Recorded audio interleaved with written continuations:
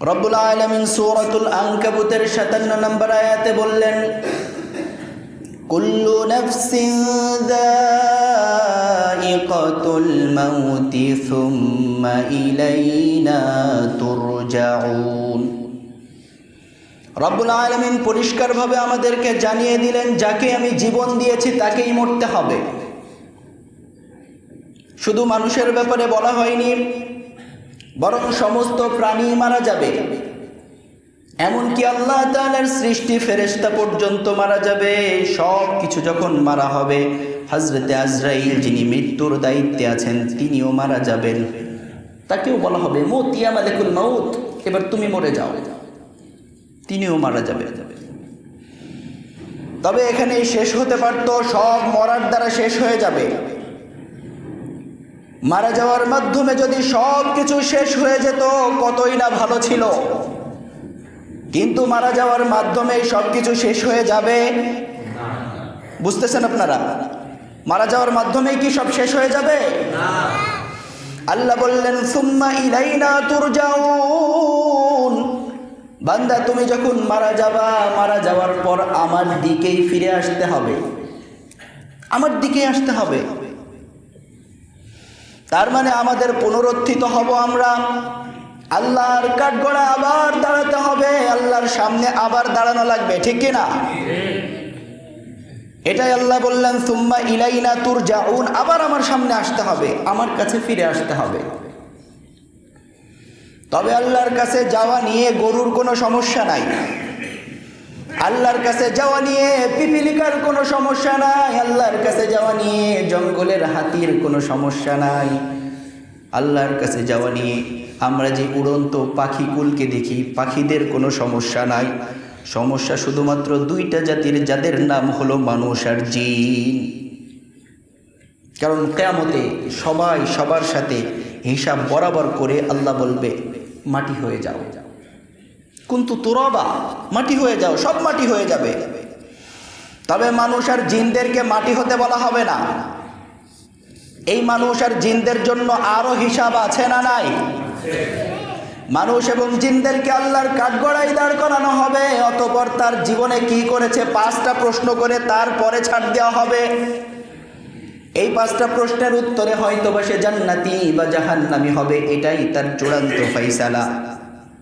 এজন্য আল্লাহ তাআলা মৃত্যুর কথা বলে শেষ করেন নাই, আল্লাহ বললেন, সুম্মা ইলাইনা তুরজাউন। বান্দা, তুমি মারা যাওয়ার মাধ্যমেই শেষ হবে না, বরং তোমাকে আবার আমার দিকে ফিরে আসতে হবে। নাস্তিক যারা আছে, নাস্তিক যাদেরকে আমরা অবিশ্বাসী বলি, এই নাস্তিক যারা অবিশ্বাসী, এরাও কিন্তু মৃত্যুতে বিশ্বাস করে। অর্থাৎ মৃত্যুকে বিশ্বাস করে না এমন কেউ নাই, কোনো মানুষ নাই, কোনো ধর্মের মানুষ নাই, কোনো জাতিগোষ্ঠী নাই, প্রত্যেকেই মৃত্যুকে বিশ্বাস করে। কিন্তু নাস্তিক যারা, সুম্মা ইলাইনা তুরজাউন, তাকে যে আল্লাহর দিকে ফিরে যেতে হবে এটা বিশ্বাস করে না। কিন্তু একজন মুসলিম যদি এটা বিশ্বাস না করে তাহলে কি তার ঈমান থাকবে? কি বলেন? কেউ যদি বলে আমার মারা যাওয়ার মাধ্যমেই সব শেষ, এরপরে আমার আর কিছু হবে না, তাহলে কি তার ঈমান থাকবে? এ ব্যক্তি ঈমান হারা হয়ে যাবে। তার মানে বোঝা যায় মৃত্যুই আমাদের শেষ নয়, মৃত্যুর পরে আরও একটা জগৎ আমাদের আছে। বুদ্ধিমান সে যে ওই জায়গার জন্য প্রস্তুতি গ্রহণ করে। তবে এই মৃত্যুটা এমন একটা মৃত্যু যার হাত থেকে কখনোই কেউ পালাতে পারেনি, কিয়ামত পর্যন্ত পারবেও না। মৃত্যু এমন অবধারিত সত্য, যেই মৃত্যু থেকে মানুষ লড়াই করে বাঁচতে চায়। মানুষ যখন মৃত্যুর দ্বার প্রান্তে পৌঁছে যায়, মানুষগুলো মৃত্যু থেকে বাঁচার জন্য ডাক্তারের শরণাপন্ন হয়, কখনো কখনো ওঝা কবিরাজের শরণাপন্ন হয়, এমনকি কুফরি কথাবার্তার আশ্রয় মানুষ নেয়।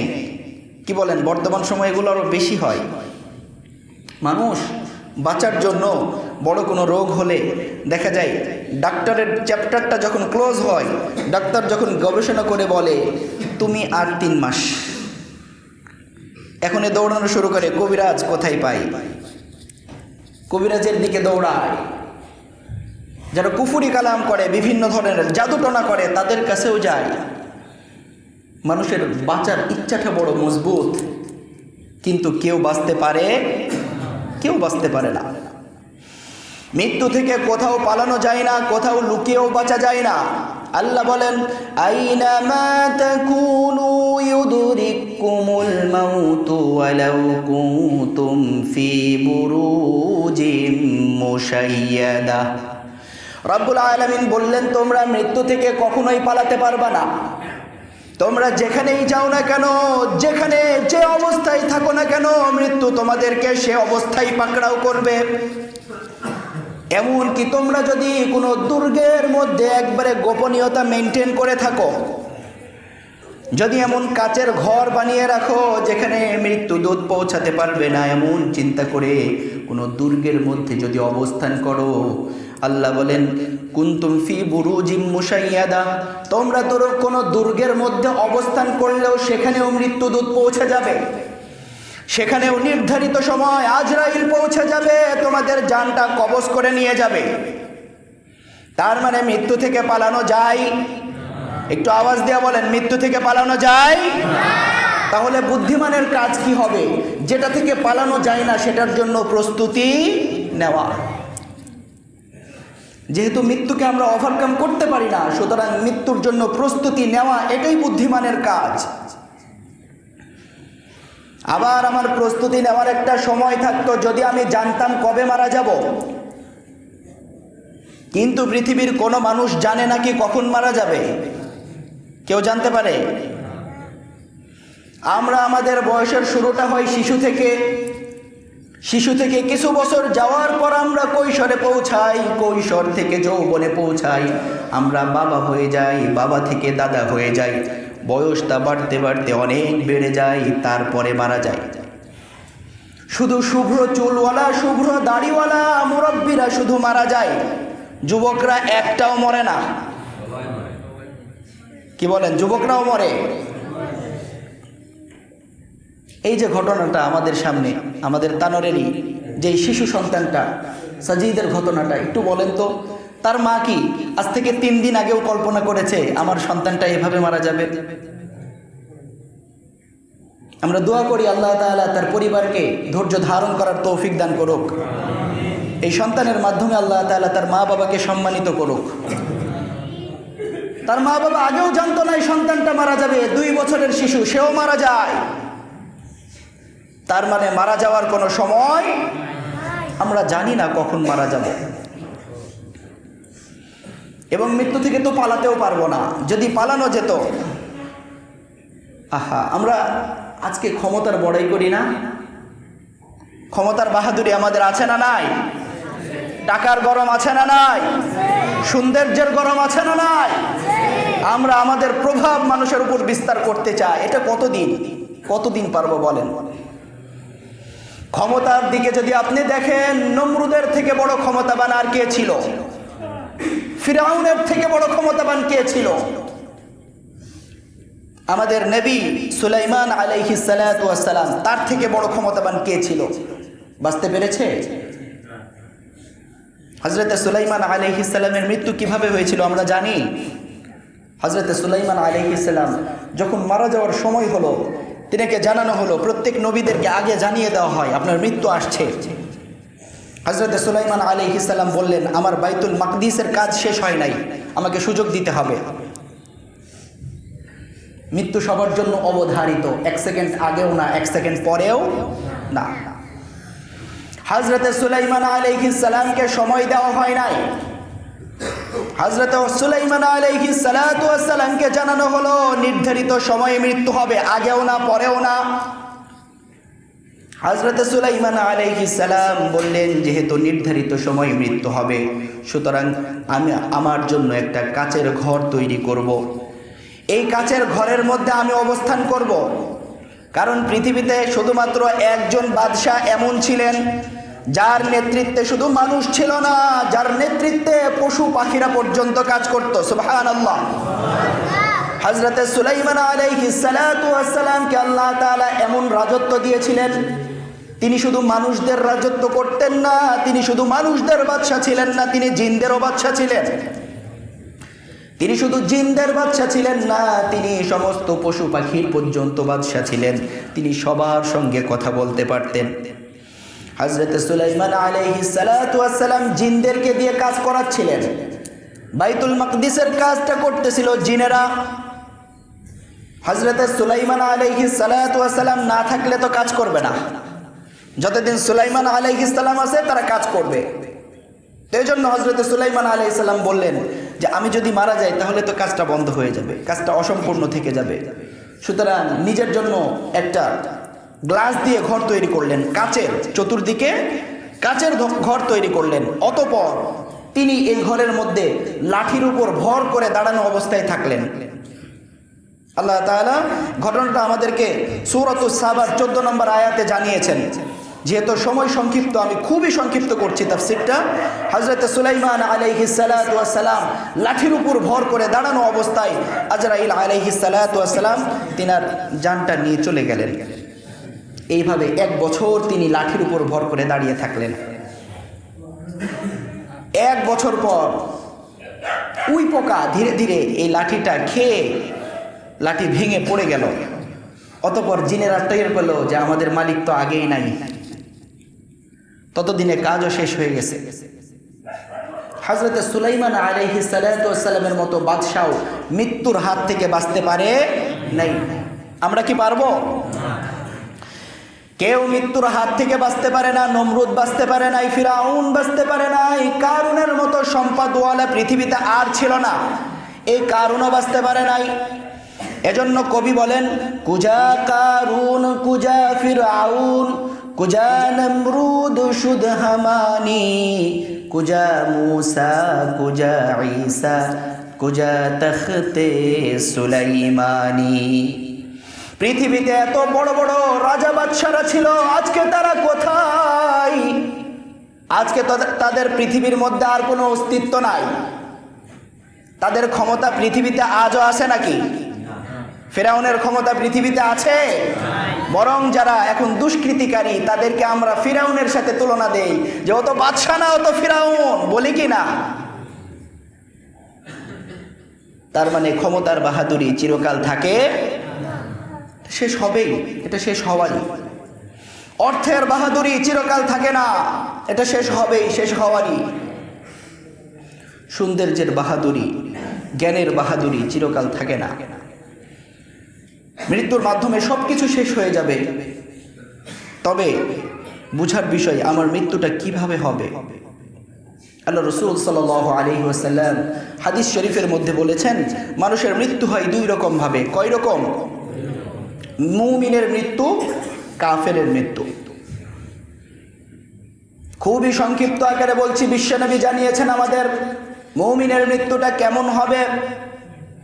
মুমিনের মৃত্যুর জন্য জান্নাতি ফেরেশতারা জান্নাতি পরওয়ানা নিয়ে তার সামনে আসবে। মৃত্যুর ফেরেশতা তার সামনে বসবে, অতঃপর তাকে ডেকে বলবে, আসো, আল্লাহর দিকে আসো, যে রব তোমার উপর খুশি আছে। সূরাতুল ফজরের শেষের আয়াতগুলোও মৃত্যুর জন্য বলা হয়।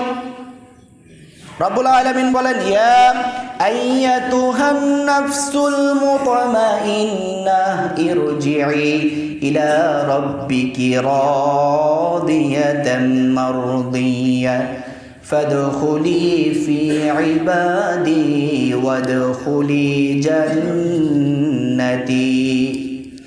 ফেরেশতারা মৃত্যুর দূত সহ জান্নাতি ফেরেশতাদের বড় একটা কাফেলা মুমিনের সামনে বসবে, অতঃপর জান্নাতের দিকে আহ্বান করবে। হে প্রশান্ত হৃদয়, হে প্রশান্ত আত্মা, আসো, তোমার রব তো তোমার উপর সন্তুষ্ট। সুবহানাল্লাহ, তোমার রব তোমার উপর সন্তুষ্ট। অতঃপর কবরে নেওয়া হবে, কবরে সওয়াল জবাব সব তার জন্য সহজ হয়ে যাবে, সবকিছুর উত্তর দিয়ে দেওয়া হবে। অতঃপর আসমান থেকে ডেকে বলা হবে, আমার বান্দা ঠিক বলেছে, তার জন্য জান্নাতি বিছানার ব্যবস্থা করে দাও। আমার বান্দা সঠিক বলেছে, তার কবরের সঙ্গে জান্নাতের একটা দরওয়াজার কানেকশন করে দাও। হাদিস বলছি, হাদিস।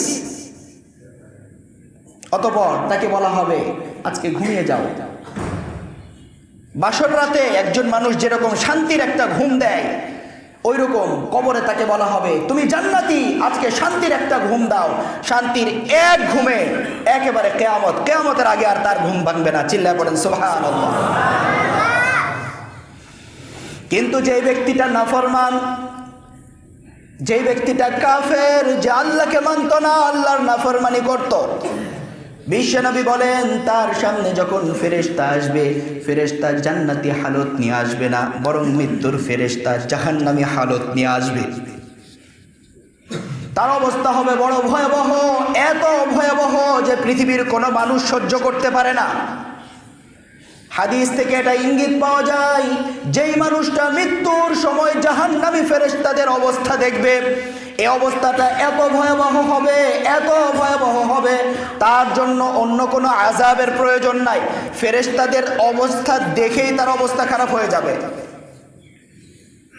ফেরেশতারা যেভাবে আসবে, এই আসার বিভিন্ন বর্ণনা পাওয়া যায়। কোনো কোনো বর্ণনায় পাওয়া যায় যে ফেরেশতাদের অবস্থা এরকম হবে, পাগুলো জমিনে থাকবে তো তার মাথাগুলো আসমানে থাকবে, তার সমস্ত শরীরের মধ্যে কালো কালো লম্বা লম্বা চুল থাকবে, আর এই কালো কালো লম্বা লম্বা পশমের গোড়া দিয়ে জাহান্নামের আগুনের সিল্কিগুলো বের হতে থাকবে।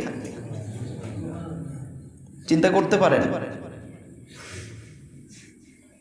মানুষ দেখবেন মৃত্যুর আগে পিপাসার্ত হয়ে পড়ে, এত পিপাসার্ত হয় যে পৃথিবীর সব পানিগুলো যদি তাকে পান করিয়ে দেওয়া হয় তবুও তার পিপাসা মিটবে না। আল্লাহ আপনি আমাদেরকে নাফরমান কাফেরের মৃত্যু থেকে হেফাজত করেন। চিল্লায় পড়েন আমিন। ভাই অবস্থাটা বড় ভয়াবহ, সেদিন কেউ সাহায্যকারী থাকবে না। আফসোসের বিষয় এটা, কেউ না কেউ না কেউ না। এই কেউ দ্বারা সবাই উদ্দেশ্য, আপনার বাবা না, আপনার সন্তান না, আপনার নেতা না, আপনার মাতা পিতা না, যাদেরকে আদর্শ মেনেছিলেন তারাও না, কেউ না। তাদের চোখের সামনে আপনি কাতরাতে কাতরাতে মৃত্যুবরণ করবেন, তারা চেয়ে চেয়ে দেখবে, আপনাকে সাহায্য করতে পারবে না। এটাই আল্লাহর নির্ধারণ। যত বড় ডাক্তার হোক, যত বড় জজ হোক, যত বড় ইঞ্জিনিয়ার হোক, যত বড় ক্ষমতাসীন হোক, আপনার চোখের সামনে মৃত্যু নির্ধারিত সময় তাকে পাকড়াও করবে, কেউ কিচ্ছু করতে পারবে না। এটা সুনির্ধারিত। মানুষ আমরা কবে বুঝবো? মৃত্যুকে যদি মানুষগুলো বুঝতে পারতো, আল্লাহ রাসূল বলেন আকসিরু যিকরা হাযিমিল লাযাত আয়াল মাউত। মানুষ যদি অধিক অধিক মৃত্যুর কথা স্মরণ করত, তাহলে ওই মানুষটা জীবনে কোনো ধরনের কোনো গুনাহ করতে পারতো না, বড়ও না ছোটও না। আমরা মৃত্যুর ব্যাপারে উদাসীন। আমরা জানি মৃত্যু হবে, প্রত্যেকেই জানি মৃত্যু হবে, এবং আমরা কেউ জানি না কখন কোথায় মারা যাব। অথচ মৃত্যুর ব্যাপারে আমরা বেখবর, আমাদের কোনো খবরই নাই। কত কঠিন। নাফরমান মারা যখন যাবে তাকে কবরের দিকে নেওয়া হবে। আচ্ছা বলেন তো, শুধু নাফরমান না, মুমিনও প্রত্যেক ব্যক্তিকে খাটিয়াই করে কবরে নেওয়া হয় কি না? খাটিয়াই করে কবরে নেওয়া হয়। কবরে যখন নেওয়া হবে, পিছন থেকে আপনার সন্তানটা বাবা বাবা বলে কান্না করতে থাকবে। খাটিয়া যখন কাঁধের মধ্যে করে নিবে, আপনার আদরের সন্তান, যেই সন্তান একবার বাবা বললে আপনি তার উত্তর না দেওয়া পর্যন্ত শান্ত হতেন না, যেই সন্তানকে একটা কেউ ধমক দিলে আপনি তার বিচার না করে শান্ত হতেন না, আজকে আপনি বাবা, ওই 4 পা আলা খাটিয়ার মধ্যে শুয়ে আছেন, পিছন থেকে বাবা বাবা করে সন্তান কান্নার রোহাজানি করছে, আপনি কিছু করতে পারবেন না। আপনি শুনছেন, হাদিস সাক্ষী, আপনি বাবা সন্তানের কান্নাগুলো শুনবেন, আপনি বাবা আপনার মার কান্নাগুলো শুনবেন, আপনি বাবা আপনার স্ত্রীর কান্নাগুলো শুনবেন, কিন্তু শোনার পরও আপনার কিচ্ছু করার কোনো ক্ষমতা থাকবে না। আপনাকে নেওয়া হবে, কবরে শোয়ানো হবে। একটু নিজের সাথে রিয়েলাইজ করেন না, এই অবস্থাটা আপনারও আসবে, আমারও আসবে। কেউ এই অবস্থা থেকে বাদ যেতে পারবো না, কেউ না। মানুষকে যখন কবরে নামাই, তখন আপন জনরাই ধরে নামাই। মৃত ব্যক্তির কেমন লাগে জানেন? আমার বাবা আমাকে ধরে হয়তো কবরে নামাবে, অথবা আমার সন্তান আমাকে ধরে কবরে নামাবে, আমার ভাই আমাকে ধরে কবরে নামাবে। মৃত ব্যক্তি বলবে, আহারে, তোদেরকে বুঝি বড় করছি এই দিন দেখার জন্য। বাড়িতে এক ঘরে 2টা করে ফ্যান লাগায় রাখছি, প্রয়োজনে এসি লাগায় রাখছি, কারেন্ট চলে গেলে তো আমি 1 সেকেন্ডে অন্ধকারে থাকতে পারতাম না। আর আজকে আমি বাবাকে তোরা সন্তানরা নিজের হাতে এমন ঘরে রেখে যাচ্ছিস যেই ঘরের কোনো দরজা নাই, যেই ঘরের কোনো জানালা নাই, যেই ঘরে কোনো ফ্যানের ব্যবস্থা নাই, যেই ঘরে কোনো লাইটের ব্যবস্থা নাই, এমন ঘরে তোরা সন্তানরা নিজ হাতে আমাকে রেখে যাচ্ছিস। কি হবে বলেন? ওই দিন আপনারও আসবে, আমারও আসবে। ওই দিন থেকে কিভাবে বাঁচব? কোনো উপায় আছে? কি বলেন, কোনো উপায় আছে? বিষয়টা কি এরকম, আমি যদি সমাজের অধিপতি হই তাহলে আমার জন্য জায়গাটা হবে বড়, আমার জন্য ফ্যান লাইট ইত্যাদির ব্যবস্থা থাকবে, আর যে সমাজের সবথেকে গরিব তার জন্য ছোট্ট একটা জায়গা, এরকম নাকি? যে প্রেসিডেন্ট তার জন্য যতটুকু জায়গা, যে সাধারণ নাগরিক তার জন্য ততটুকু জায়গা, যে ইঞ্জিনিয়ার, যে অনেক লেখাপড়া, জজ, ব্যারিস্টার, ডাক্তার, অনেক লেখাপড়া, তার জন্য যতটুকু জায়গা, একজন মানুষ কিছুই জানে না, একেবারেই বকলম, তার জন্য ততটুকুই জায়গা। এই জায়গার মধ্যে কোনো কম বেশি হয় না। ওই কবরটা সাজানো হবে আমি দুনিয়ার জমিনে কতটুকু আমল করেছি তা দ্বারা। আমার আমল সুন্দর হলে আমার কবরটা সাজানো হবে, আর যদি আমার আমল সুন্দর না হয়, খোদার কসম ওই কবরে আমার সাহায্যকারী কেউ থাকবে না, কেউ না। এজন্য ভাই অনুরোধ, দুনিয়ার জীবনটা চলেই যাবে, আপনি খাটলেও চলে যাবে, আপনি না খাটলেও চলে যাবে, আপনি পরিশ্রম করলেও চলে যাবে, আপনি পরিশ্রম না করলেও চলে যাবে। আপনি যে সারাদিন আল্লাহকে বাদ দিয়ে যে সারাদিন দুনিয়া দুনিয়া দুনিয়া দুনিয়া করে পাগল হয়েছেন, এটা করলেও দুনিয়া শেষ হবে। এটা না করে আপনি যদি নির্ধারিত সময় আল্লাহর ইবাদত করে পার করেন, তবুও আমাদের সময় শেষ হবে। কিন্তু কথা হলো, আমার জন্য আমি ওই পারে কি পাঠাতে পেরেছি? গাধার মতো খাটলাম, সারাটা জীবন শেষ করে দিলাম, কিন্তু যখন আসল জায়গায় গেলাম, যে দেখি আমার জন্য কিছু নাই, তখন আমার মতো বোকা আর কে আছে বলেন? কেউ আছে? এজন্য বিশ্বনবী বলেন, বুদ্ধিমান ওই ব্যক্তি যে দুনিয়া থেকে নিজের পরকালটিকে সাজিয়ে নেয়। পারবো তো ইনশাআল্লাহ দুনিয়া থেকেই পরকালকে সাজাতে? আল্লাহ তাআলা আমাদেরকে দুনিয়া থেকেই পরকালকে সাজানোর তৌফিক দান করুক, পড়ি আমিন। যতগুলো কথা বললাম, আল্লাহ তাআলা আমাকে এবং আমাদের সবাইকে এর ওপর পরিপূর্ণরূপে আমল করার তৌফিক দান করুক, চিল্লায় পড়ি আমিন। সুম্মা আমিন। ওয়া আখিরু দাওয়ানা আনিল হামদুলিল্লাহি রাব্বিল আলামিন।